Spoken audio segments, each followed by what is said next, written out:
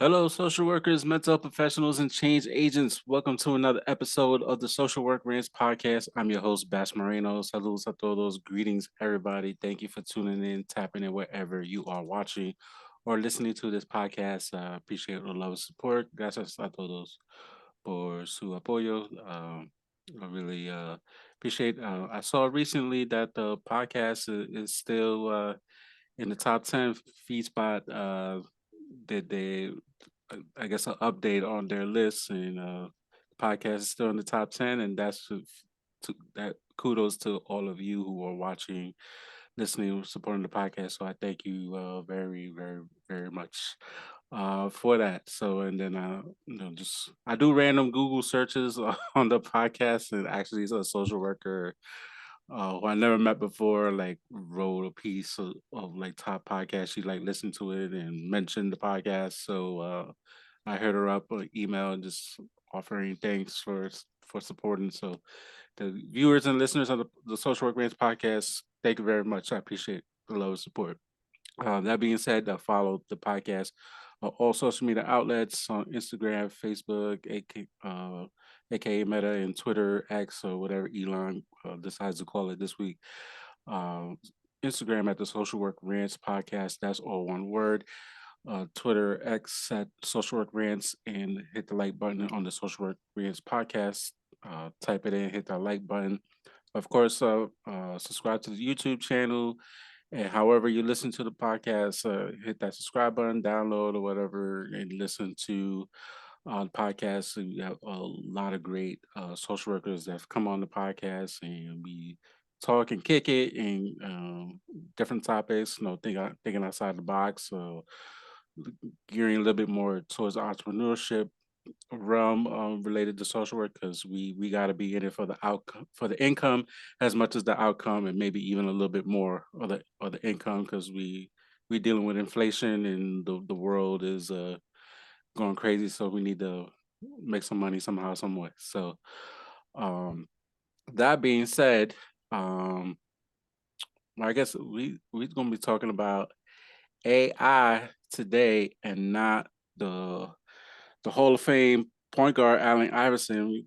Uh, shout out to AI, uh, the legend himself. But we're going to talk about artificial intelligence. Has been big within, especially this last calendar year, has been really hitting it off. And if you don't know about ChatGPT or Jasper AI, like I've seen other social workers talking about it. I know the corporate social work gang has done like trainings on it, and fascinating stuff. And ASW has been getting into it. So people are a little bit nervous with it. There's all sorts of HIPAA stuff that we need to be talking about regarding AI. But I guess Ernesto, how you doing today? Good, good. Thanks for having me on, Bass. I'm glad to be here. I certainly cannot, should not, do not put me in the same breath as AI, the legit AI. But I like to think I'm carving out a little space for myself in the social work AI world, which is a completely different thing. But yeah, it's certainly a rapidly growing area. Like you said, is based.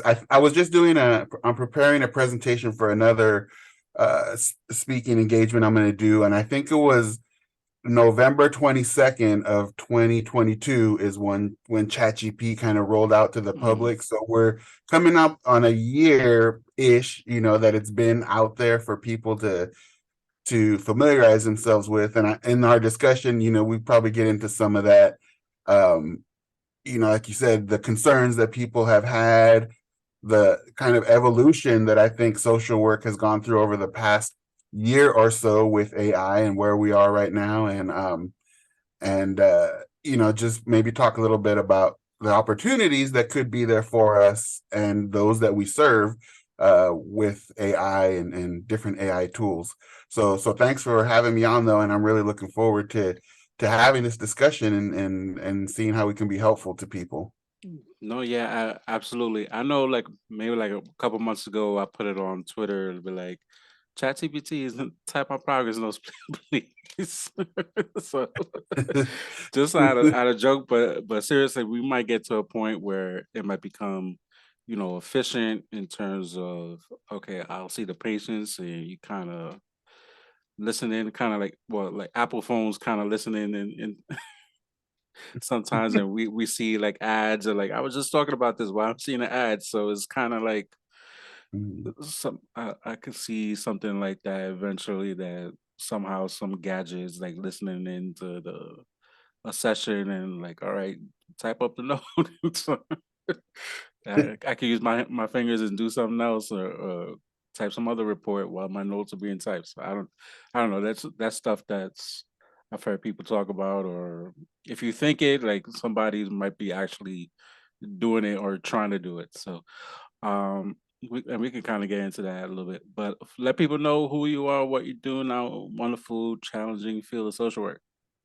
All right. Well, we were just talking before we started here the podcast and getting to know each other because I think you mentioned we haven't met until today. But I've been, as I was looking at myself in the Zoom here, and I see all these gray hairs that seem to be popping out more and more. And these gray hairs is kind of like this 27 years of social work, basically, Hmm. and being a dad and all that stuff. But, every one of these might be a stressful voicemail that I had to respond to or a difficult decision. I've been in this field for a number of decades at this point now, and I feel like I've been really fortunate because I've had the opportunity to do a lot of different kinds of social work. I'm Hmm. currently in child welfare, and that's where the majority of my work has been, but I've also been fortunate to do school social work at all the different levels of school, elementary, middle school, and high school. I've done evaluation and monitoring kind of work, kind of more higher level or macro level work. I've been able to do a lot of group facilitation and implementation of programs, program development. So, I mean, if you're interested, you can look at my LinkedIn. But the point being is that I've had really, I think, the fortune to have a robust kind of broad scope of social work and understanding in my professional history. And during all that time, I've always had an interest in technology. I'm not an engineer or anything like that. I feel like I'm a social worker tried and true, but I do have a little, all of us have our own little special talents Hmm. or Hmm. interests. And I think the tech stuff has always been something that I've wanted to create that bridge between social work and technology.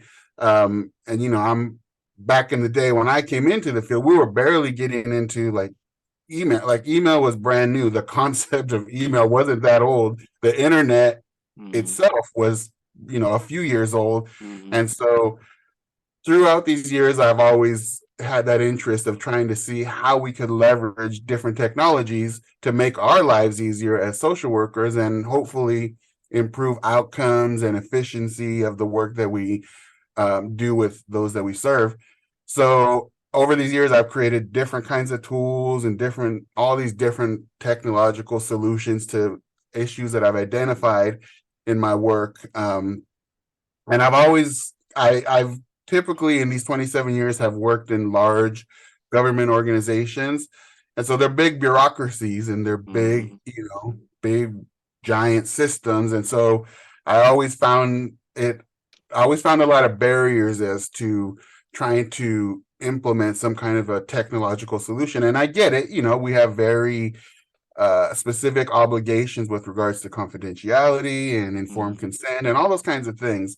But I've just always been discouraged by the mindset that I feel has been like, just no, we can't do it. It can't be done.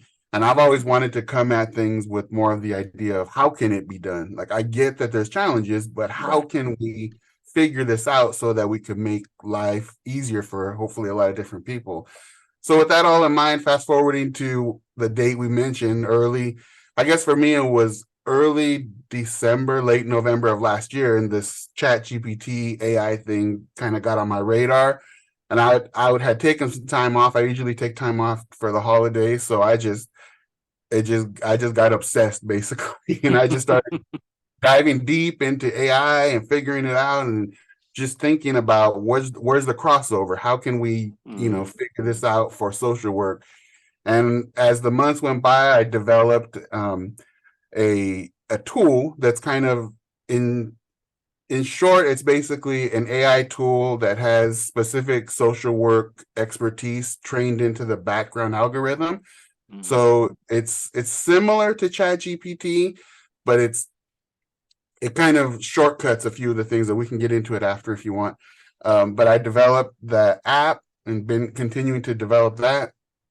And then along with that, I started realizing like a lot of social workers either don't have any idea what AI is or mm. Chat GPT, or I also found that a lot were very, I don't know what the word is, very Scared. strong, scared, strong in their opinion that AI has no place in social work. That they felt Mm, that it's going to take our jobs, or mm, there's too much bias, or confidentiality will be an issue. All legitimate claims and all very, I think, healthy perspectives to have on this or anything that we do as social mm. workers.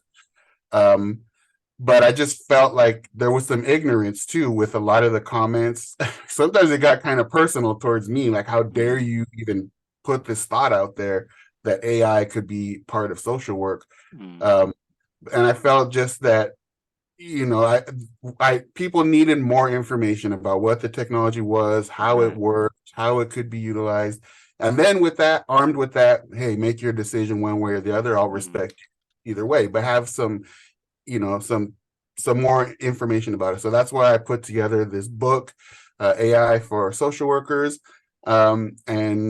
And so I've been now with a tool kind of running, with the book out there. Now I'm just trying to spend some time just making people aware of the possibilities that exist for us, and the challenges as well. But right. if I feel like if we don't talk about this and just pretend that AI is, wish and hope that it goes away, Mm. we're gonna it's here. I don't think it's gonna go away, and we'll get left behind if we don't, you know, No, stay up on absolutely. it now. So No, absolutely. And like everything regarding like VR is a thing, and like VR is probably like the most popular thing that we see like in like arcades now, like mhm. you AI, or you go to like a museum, there's at least one VR um thing going on, and so even like something simple as like Siri and Alexa, no, that's technically like Yep. AI, and we've been using that for years. So it's kind of already been in our day to day lives if you have that sort of stuff. And like you mentioned, like we and going back to like email, like yeah, like email was fairly new. I'm still kind of jealous because my hair when I started in social work, my hair was kind of slicked back like yours, and I shaved my white hair right before we went on. So I gotta get to that point. that's whatever hair I got left is definitely mostly white now. That's a lot I have to do with social work.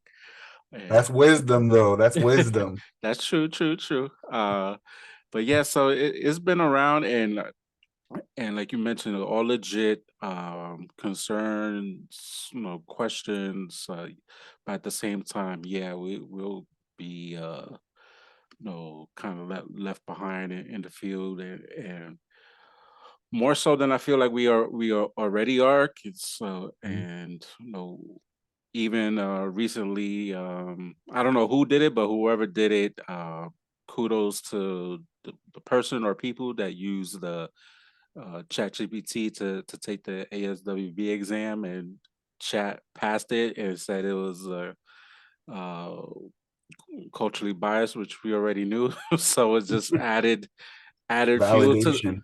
validation, added fuel to the fire to for the stop ASWB crew to be even louder and versus the their opinion on it. I'm one of those stop ASWB in that damn exam.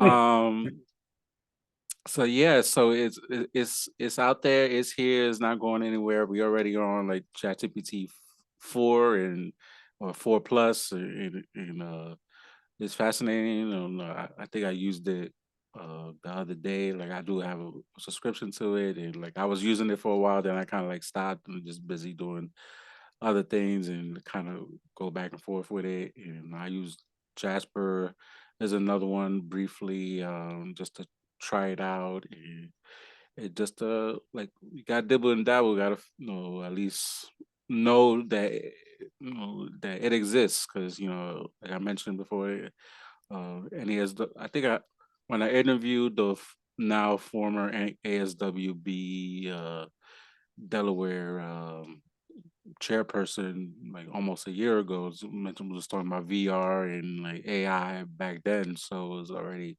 coming up on a year, so it's already like in existence. So it's we Yeah. here we got to figure it out. What if we're gonna use it? Great, like you said, and if not, then that's cool too. But we can't be like we can't go like this and be blind and go put the crosses in front. Like no, like we gotta Yeah. no, it's here, and like our kids are gonna use it. Like if we work with kids, you mentioned you work in child welfare, they're gonna hear about it. They're gonna use it. They get a cell phone as a part somehow part of the device and everything.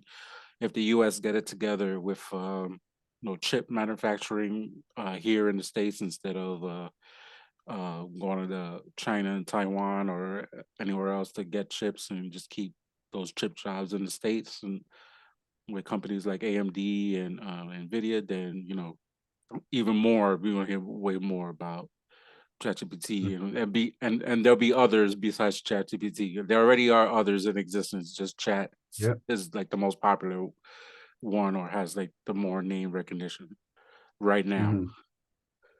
Yeah, for sure. For sure. I think, that for social workers, I think most of us who have had any time in the field understand that based on our education, our training, our experience, our lived experience, like we bring so much to the table as social workers to offer in a number of different sectors. And I know you've had people on that, are doing different lanes of entrepreneurship and Mhm.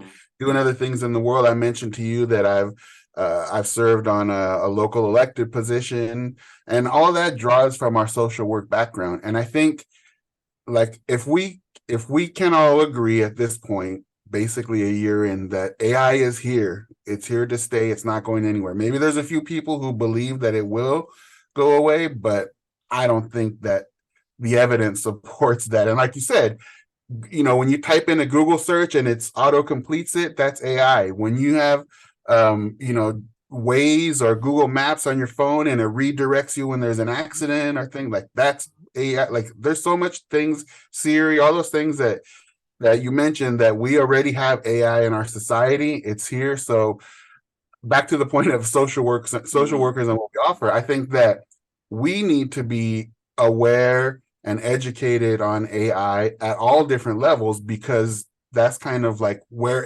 AI is going to exist at all different levels. Like if you're working with students in a school or in a child welfare situation with the family, it's not like the individuals or families that we work with are just blind to AI. Like they're going to be Mhm. using the technology for whatever they Right. need to get through in life. And so, how can we, um, come from a perspective of knowing that this family is having access to this information, understanding the technology, and because of whatever biases or something that we may have, that we're going to steer clear from that. And then to me, that creates a gap in our ability to service or provide service for Mhm. that family, because we're operating with two different understandings of this very real thing. And so I think we need to understand it like at that level, but also then you look at whether it's internal within an organization that you work Mhm. for or at a larger level, like a legislative perspective. I think that the policy decision making and policy, we need to have social workers who are informed at Mhm. those levels, because Absolutely. as this becomes more real, I mean, it's day by day, it's just so happening It's- so quickly. But as it becomes more ingrained into society, we need people at the table with our skill set, with our knowledge base, that can inform policies, effective policies that will take into consideration, cultural considerations or language or, mm, different whatever biases may or may not exist. Like we need those people at the table. And if we just put our head in the sand and hope that it goes away, we're not going to be at that table. And then I guess kind of the last point of that is even those tables where the development is happening of these tools of mm, AI itself, whether it's ChatGPT or Bard or Claude or, whatever it is, all these different technologies, if we don't have social workers or people with that kind of mindset and perspective at the table, we're going to get tools that are reflective of that. We're going to mm, get tools that are maybe biased or have unintended consequences on certain populations because we're not at the table. So for whether you're working, direct service one-on-one with clients, or you're looking at more macro level social work, I think that comprehensive understanding of AI is crucial. Like we're at a crucial time, I think, because if we're not at that table, like they always say, if you're, I'm drawing a blank on the actual saying, but basically, if you're not on the menu, what is it? If you don't help make the menu, you're going to be on the menu, something like that. Like if you're not at those tables making the decisions, those mm, decisions will be made for you, and you'll right, have to, accept the repercussions, good or bad. right. So yeah. Not yet. So let's get into a couple of these you know issues that people have with it. Number one, it sounds funny, but who knows what technology can do, and we already seen it in terms of other jobs. But AI therapists providing individual, family, group counseling to clients. Number one, it is, as far as you know, technology exists for that, or can you see that happening? Well, I guess first of all, the overarching response that I have to this question is kind of how are you using AI? If you are, excuse me, if you're a social worker who sees AI as like the answer to all your prayers, and you're just gonna, type in the question or the problem or the issue that you have, and it's gonna spit something out, and then you're just gonna copy and paste that and put it in a report, give it to your boss or give it to a client, like just with no work basically, then there will be problems with that, whether it's a chat bot providing therapeutic services or whatever it may be. But I think that at least at this time, again, the technology is moving so fast. Mm, I can't tell you where it's going to be in 3 years, 5 years, but right now, I think it's imperative that we see AI as a tool, like any other tool that we have in our toolbox that we can use, we can leverage, we can kind of adapt it to our situations, but it's not the answer to everything. So it's still, that being said, when we use, whether if it's we're using, Facebook and Instagram, maybe to communicate with some families or clients that we can't get a hold of any other mm, way, or if we're using Google Maps with someone's address to go do a home visit or something, whatever it is, we mm, as social workers carry that obligation of informed consent, confidentiality, like all these ethical considerations that we have. And then when we understand that at the end of the day is our obligation as social workers, then we can use these tools. People have used text messages or Facebook messages or mm, whatever tools they use, electronic or otherwise, um, to do the work of social work. But even email, we keep bringing up this theme of email. Like right. email can be very dangerous if we're not responsible with the work that we do to use that tool. Mm, So, so the big overarching thing is that understanding that AI at this point is a tool that you use, but it doesn't take away your obligations as a social worker, your ethical, professional obligations to do good work.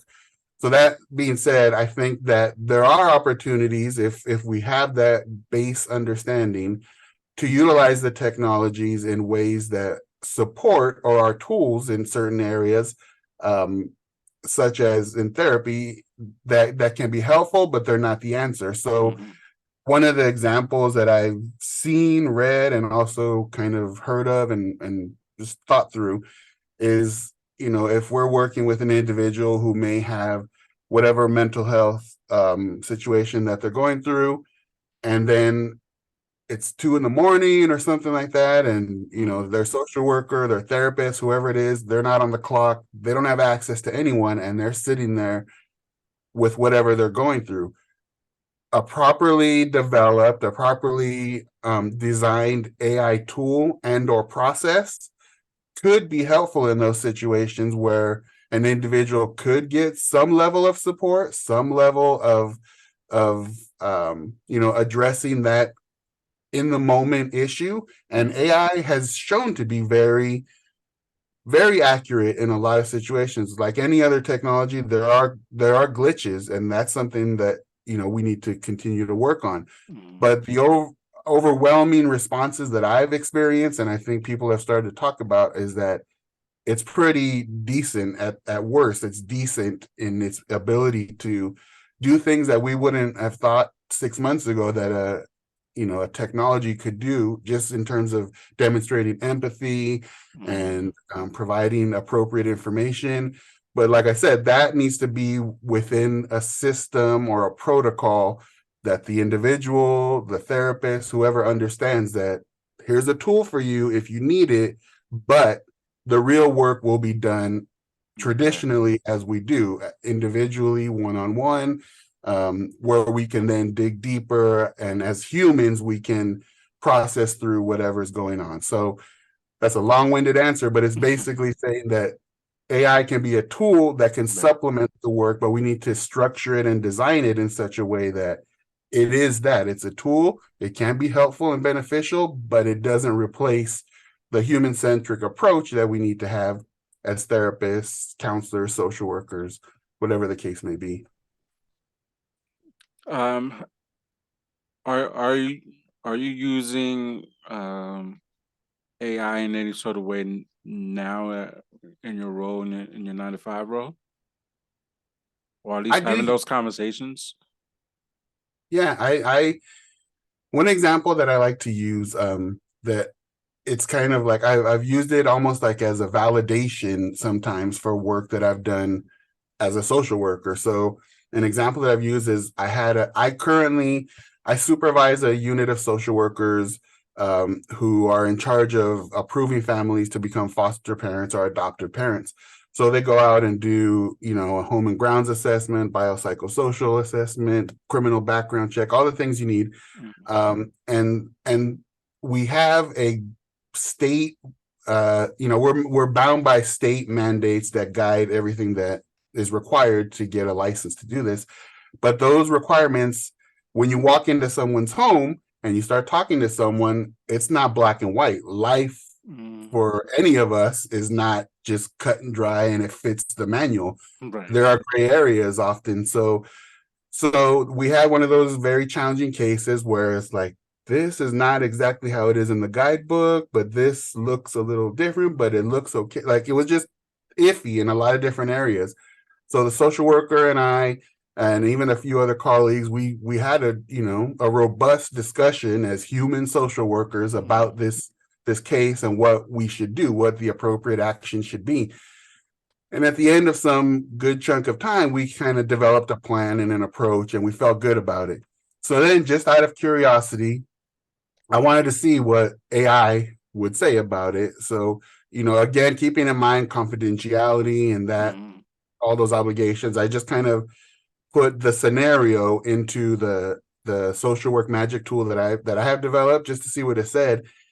And I was like excited, shocked, and kind of scared actually when the response that it gave back to me. It was almost literally, I'm not even lying. It was like word for word. It seemed like the same plan that we had come up with Mm-hmm. as human social workers. So to me, it validated the work because I know that the information that my tool and that all these these AI tools draw from, they're drawing from peer reviewed journals, from social Mhm. work website. Like it's coming from Right. legitimate information. So to know that AI had looked at all of the available information and come back with a solution or proposed solution to what we came up with kind of validated the work. Mhm. And it made me, it kind of gave me some confidence that, okay, we're not only do we say this, but like this tool, whatever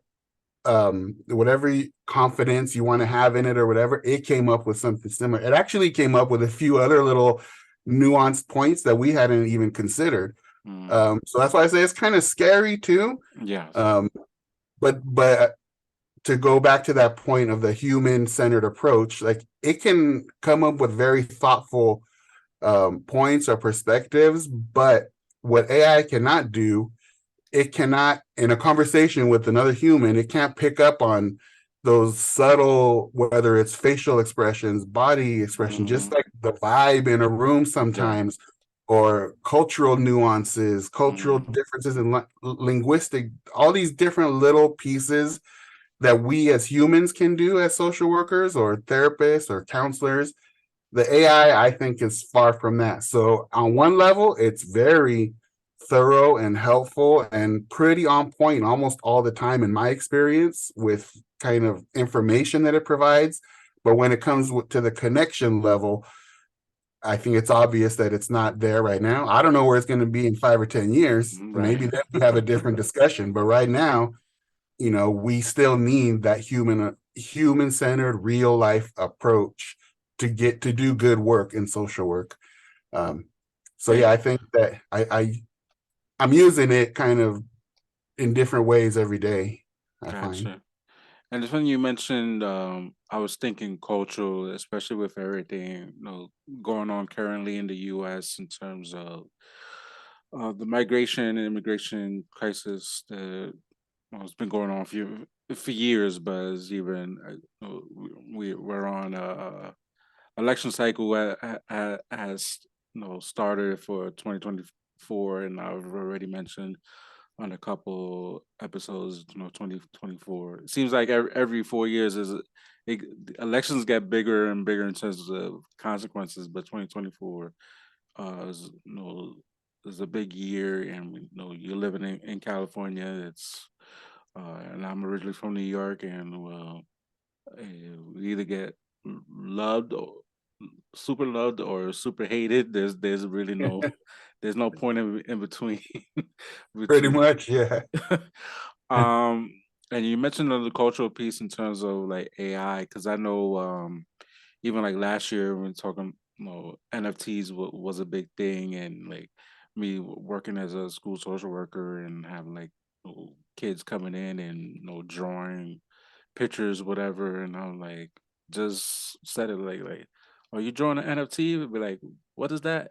And kind of like start a conversation based on that, kind of like open the kids up a little bit. They might Uh-huh. not know, they might not grow up in a in the background. They even like even have those conversations, so kind of like open them up to a different opportunity, or just to have the a little small talk, or just like the kid's not talking. Let me think outside the box, what I'm into, and kind of like you Uh-huh. know or whatever's going on current event, and kind of like talking to the kids. So like you mentioned, cultural and AI, like how do you see that happening with, especially with when the migrants keep coming in, and all these cities and states are having like record breaking enrollments, and pretty much they just coming in into the country, and then been come, especially since even through COVID, coming in and dealing with the the American culture, was still trying to figure out navigating life in the U.S. I think yeah, that's an interesting, I hadn't really thought too much about that, but that's an interesting question. I think that one of the things that makes me think about, and just your example with with the kids you're working with, is that I think AI has the opportunity to increase. I mean, there's the challenge is there that it could increase the divide between the haves and have Hmm. nots, because of, who has access to the technology, who understands how to utilize the technology, who understands how to apply the technology to real life situations. So in that case, it has the challenge or the potential to increase divides. But at the same time, I think that kind of like what you were doing with those kids, like if our youth and young people begin to have an understanding, or even not only kids and younger people, but just anyone, Mm-hmm. if they begin to understand the technology and how it could impact their lives in a positive way, I think the opportunity exists for AI to be kind of like a great equalizer. It has the opportunity to give a lot of access to a lot of information and kind of, I mean, basically information that people can use to their advantage, whether it's to learn about a specific particular topic they're interested in, or how do I start a business, and I like graffiti or urban art, how do I make this into a business, and AI can get them started down that path. Or I want to be a rapper, what do I have to do? It can Mm-hmm. give real life concrete applicable steps. Or how do I get a MSW? What does that even mean? This guy that came to my school has these letters. So, opportunity to equalize to some people who have been traditionally disadvantaged, I think, is also there. In terms of like immigration and just a lot of our societal problems or challenges in general, Mm-hmm. economic or cultural or whatever it may be, as these systems develop, as developers build different tools, they AI has the ability to process information, to synthesize information, to make connections with information that as humans we probably could do it. Some of the more, brilliant geniuses like yourself or someone could probably work that through, but some people, they just can't make those connections, and AI Mm-hmm. can do it in seconds. And so if that is the case, then AI has the potential, I would say, to, as people migrate to this country and we're trying to figure out how to handle all this, Mm-hmm. AI could take a certain data set and say, okay, here's the best way to optimize resources, or here's the best way, the way that people are most likely to be able to have success in this state or this region or in this employment sector. So I think can have an impact on, like I said, migration, immigration in that Mm-hmm. area, or lots of other societal challenges, by just being able to process through data in such a way that it's not really realistic for humans to do. And Mm-hmm. so they can give us that. And then as humans, our role at this time with AI would be to layer over the top of that the human real perspective, the real life nuances of that, and go from there.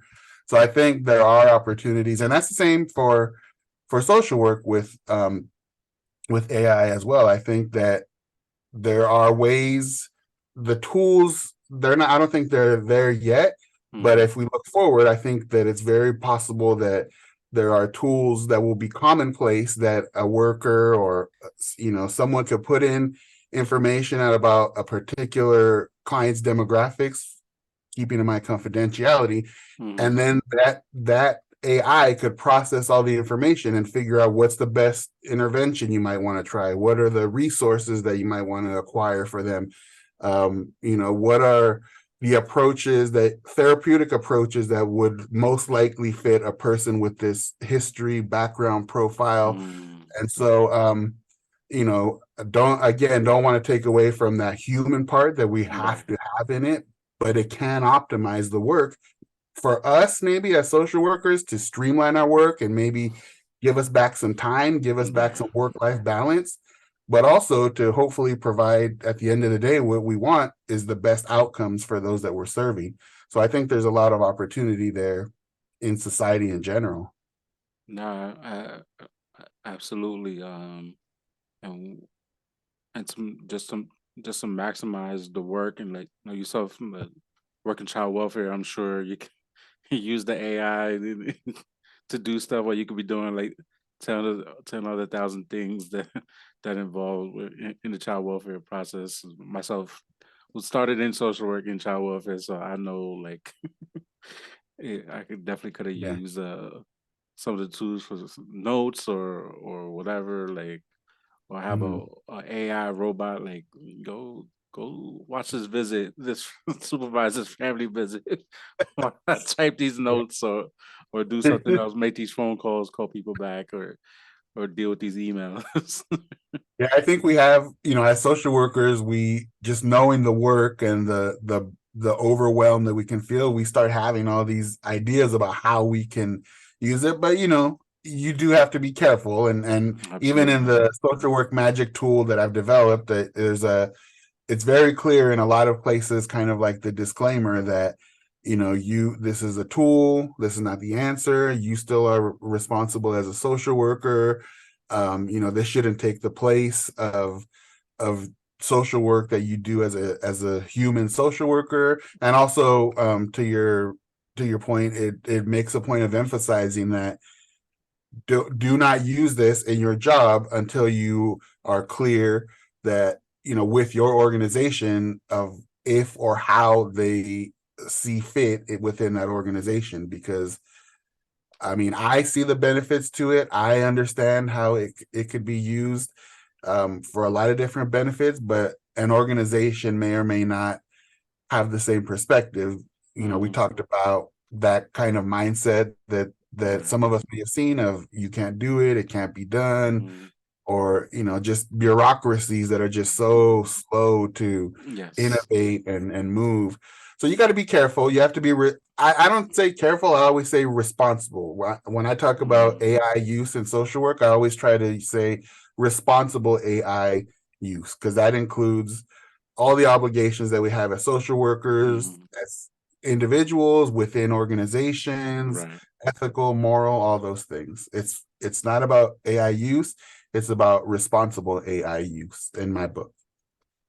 No, that you make a very good point about that. You definitely make a good point about organizations not wanting to change with the times and and having people who had the same job for forever and old school mentality or how Mhm. things used to be and how it how it should be, but don't want to change with the times. So, um, yeah. So, talk about a little bit more of your social work magic AI tool. What is that? How you use it? How why you came up with it? And, y- Okay. Yeah, I think I already mentioned this, but I've always been a proponent of like giving social workers tools that they could actually use in the field, in the office, whatever. Like we've always had whatever, like a PowerPoint presentation or a Mhm, pamphlet or a cheat sheet. Like we've had tools, at least in my 27 years, mhm, that we could use, but sometimes they're not always, either they're not up to date, or they have outdated information, or mhm, they're not really like user friendly. Like if you want a particular answer or something, you got to go through 67 slides on a PowerPoint, little tiny pictures, and it's just not practical. So I've always wanted to mhm, find practical tools that a social worker or a therapist, a counselor, mhm, whatever it may be, can just use and just and benefit themselves, benefit the clients in a real world application very easily. So that's kind of the thought that I had in developing the social work magic tool. And so the tool itself, it's kind of basically two different uses, two different sides or pieces to it. One of them is called the social work chatbot. And on that side of it, it functions like as if I was just texting you and I back and forth. Like mhm, if I want to run something by you, hey, I got this, case, and what do you think I should do? Or what approach should I take? Or what are some questions I could ask to help them be reflective about their situation? Like mhm, it looks and feels and functions as if you and I were chatting back and forth. So it's kind of a little bit shorter responses, mhm, but it's quick and it's easy, and it's something that if I'm in front of the house and I'm about to go do a home visit and I have a quick question, I could just maybe my supervisor's in a meeting, my Mm-hmm. coworkers doing their own thing. I need help. I need it now. Boom, there it is. And so there's that section, which is the chatbot, and you can have, just as I would you and I, just a long conversation with this, um, and get your information in that form. And then the other side of it is the social work templates that we have, AI templates. So on that one, there are 5 drop downs and one kind of text field entry. And so you, in each drop down, it's like, what perspective do you want the AI to take? Like, do you want it to be a social work supervisor or a mental Mm-hmm. health expert or, a child welfare social worker? Like, it gives you a whole bunch of different choices, telling the AI basically, who are you in this response? Then you tell it, what do you want it to produce? And the drop down will give you like a case plan, a treatment plan, an email, case notes, or whatever, all the different choices you have. Then it gives you a text box that you can put, keeping in mind, again, confidentiality and all those things, but like Right. maybe 32-year-old female mother, uses marijuana, 2 children, like whatever information you want to put. And then you tell it, another drop down, what kind of voice do you want? So professional, empathetic, humorous. You could tell it the tone that you want it to take. And then the last thing is the length, like 500 words, 1,000 words, whatever. Once you put those things in, so that in that case, you don't have to, come up with all this on your own. It's kind of like a guided way where you can get a response, and then you hit submit. Usually within 10 seconds or less, it comes up with a very, I have found almost in every case, a very thorough, a very legitimate, a very reasonable, rational response. Mm-hmm. Oftentimes, like I said, with perspectives that I hadn't even thought about. And so those are kind of the 2 sides to the tool. If you, on my YouTube channel, I have some videos that show how it's used, or on my TikTok, like I try to, because it's a difficult thing to Mm-hmm. explain, in Gotcha. words. I'm hoping people are kind of grasping the tool itself. But if you go to socialworkmagic.com, it has a free trial that you can go on and play with it yourself. And actually, for your users, if you want to, I'll just throw out, if you go with it and play with it and you want to try it for a little bit longer, if you use the code FREE30, FREE30, you can get an extra 30 days of free use of it. So for your users, if they want to go play with it on there, they can. Um, and so yeah, that's kind of the approach. And like I said, the responses, so chat gpt is kind of in the background. It's the underlying technology is called open AI. Mm-hmm. That's where it's drawing its information from. So my tool also draws from open AI, the API that's basically allows you to connect your tool to their information. So Mm-hmm. underneath it is open AI. It's the same as chat gpt. Where my tool differs than chat gpt is that in ChatGPT, in order to get I found, in order to get a quality response, a specific response, you have to do a lot of, sometimes they call it priming or conditioning the AI. You have to tell it like all those things, like what kind of expertise do you want it to have? What Mm-hmm. length do you want? Like, you have to give it the context of what you want it to produce, and then it can do that. On my tool, automatically in the background, it already has that social work expertise built in. So you don't have to um, create that in ChatGPT. It's just built into my tool. And then the other Mm-hmm. thing is, because my tool, I've wanted it to be very user friendly and applicable, something that could be applied today in the field for a social worker.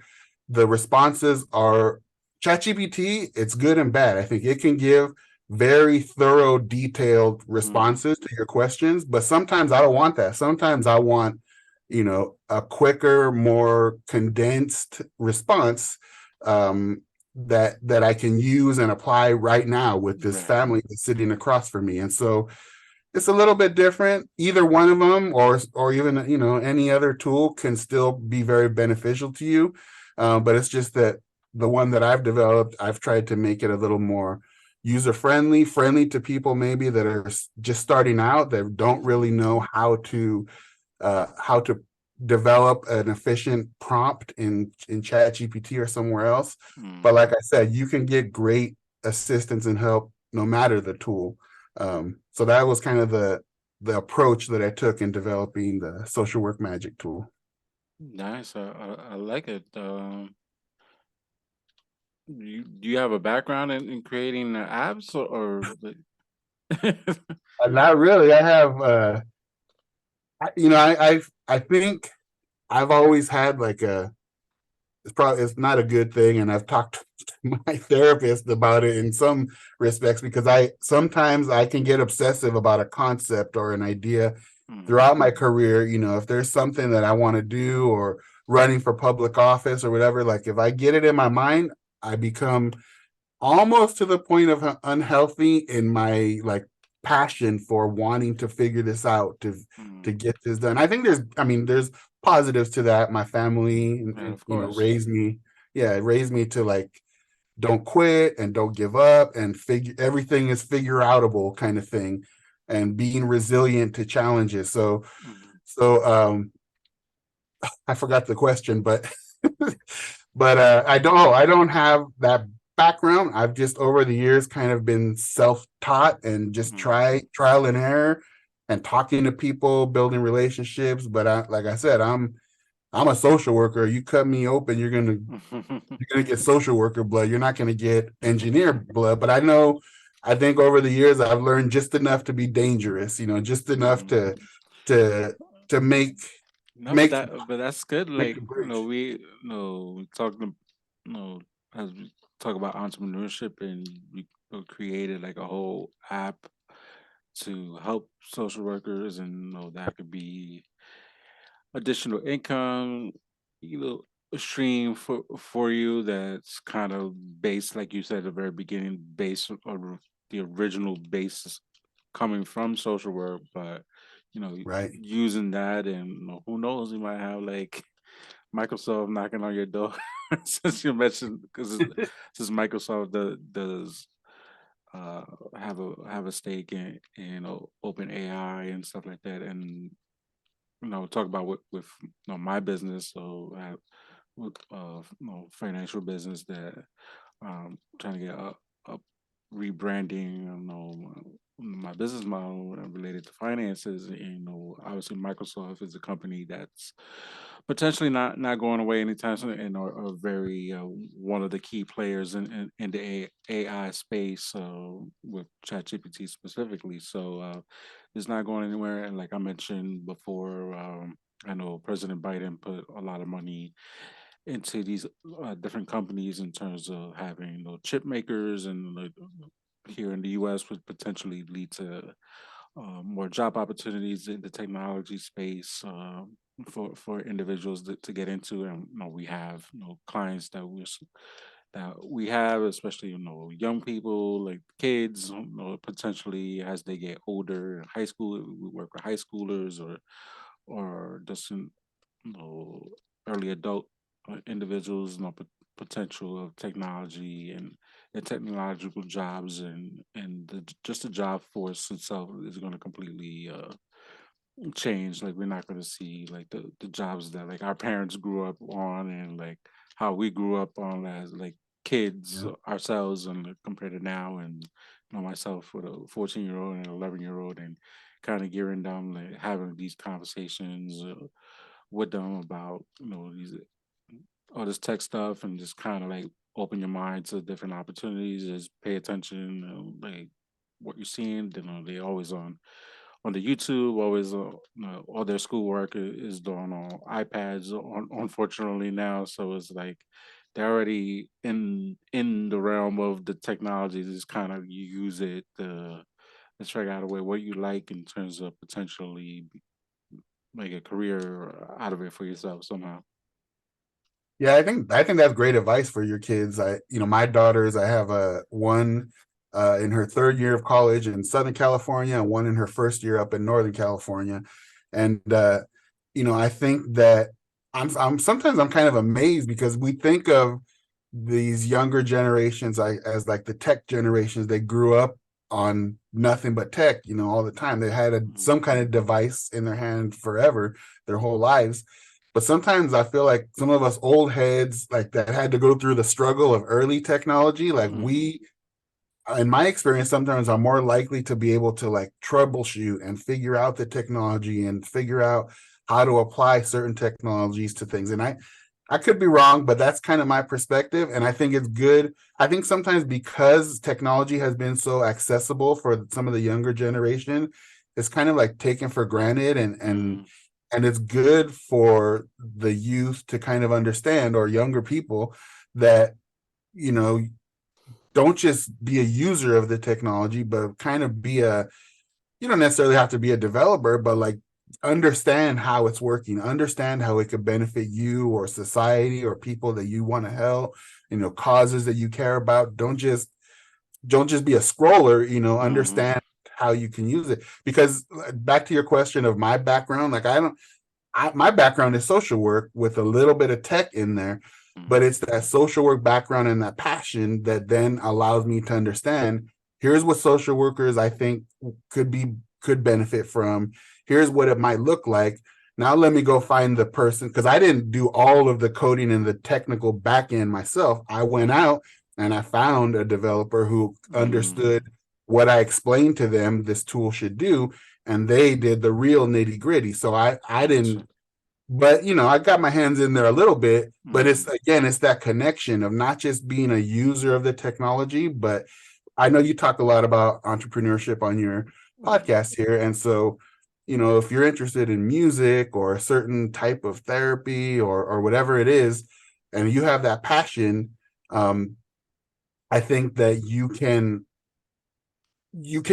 use that to figure out where you want it to connect in the world. I'm not explaining it right, but basically, if you have one piece of this equation with Mm-hmm. your perspective as a therapist or a social worker, and you know what you want to do with it, then you then can transmit your perspective to the other people that can help you build it out, is kind of what I'm saying. And Right. so you Put having your those own sauce discussions. into it. Like, and Exactly.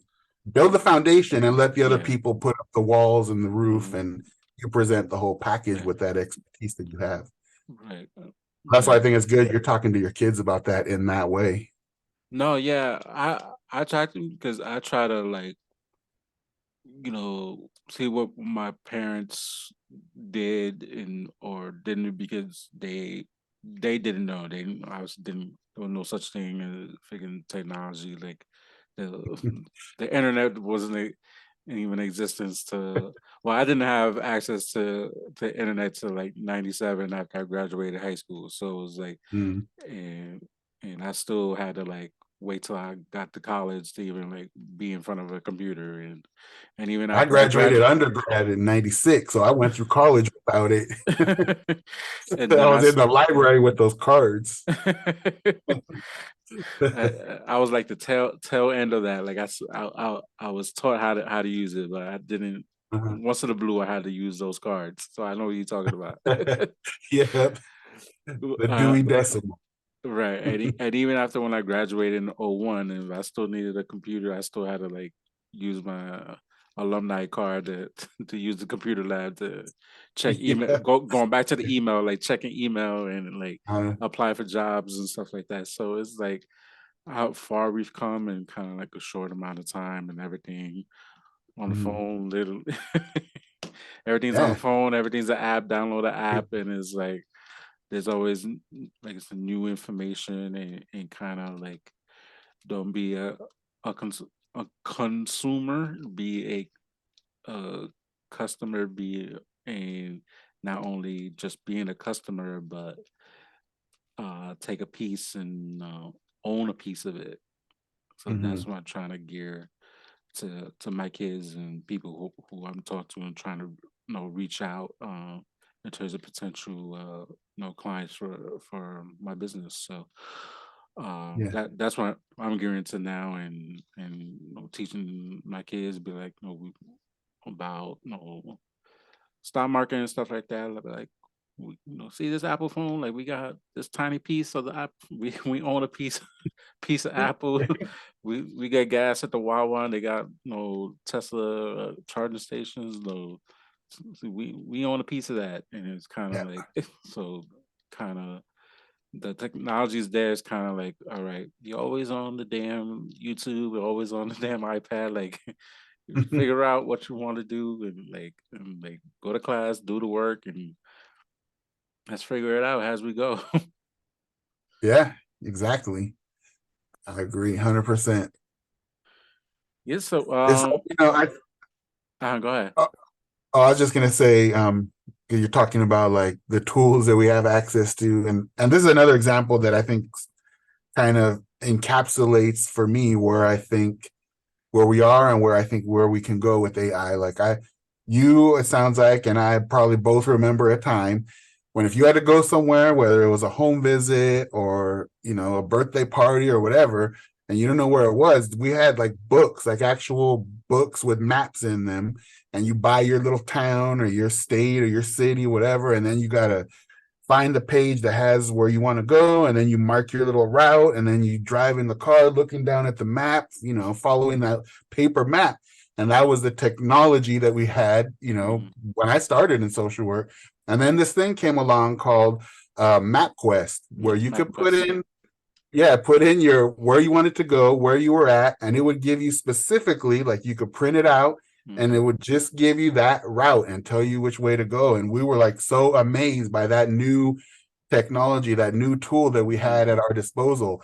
And then fast forward, we got Google Maps or Waze or whatever other tools Mm-hmm. that we have that now provide you, like I said earlier, step-by-step instructions, but in real time, if there's a road construction or a car accident or whatever, like it adapts in real time and Mm-hmm.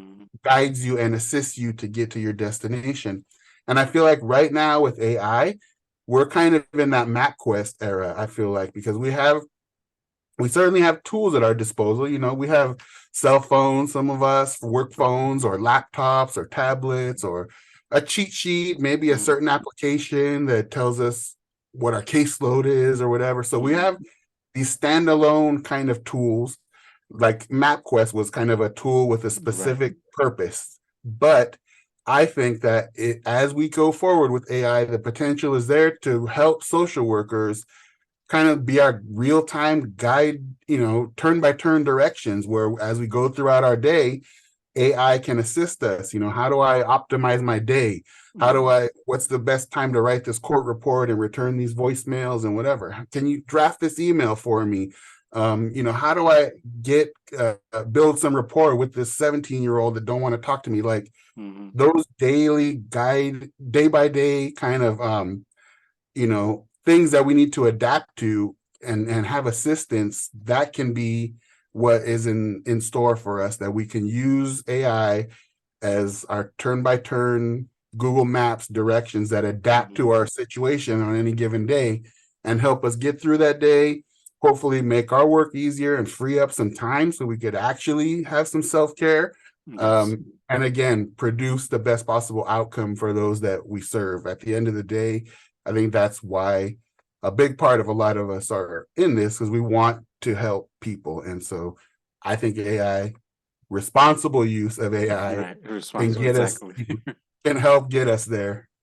No, absolutely. I know, living in New York, I know our transit system had like a MapQuest type of guide on their website, and just type in what address we're Mhm. going to, the client's house, and it'll show us if you got to take two trains and and a bus, or a couple buses to get where you got to go. It took you pretty much exactly where you got to go. Definitely a lot uh, like MapQuest. So remember mhm. doing those home visits all over and taking bus routes I never even ever taken before just to do a visit, or trains and stuff. So yeah, that was like definitely like technology's come a long way, and we can actually probably use AI in terms of like resume writing, or Oh yeah. do like cover letters for the new job, and leave the job we can't stand.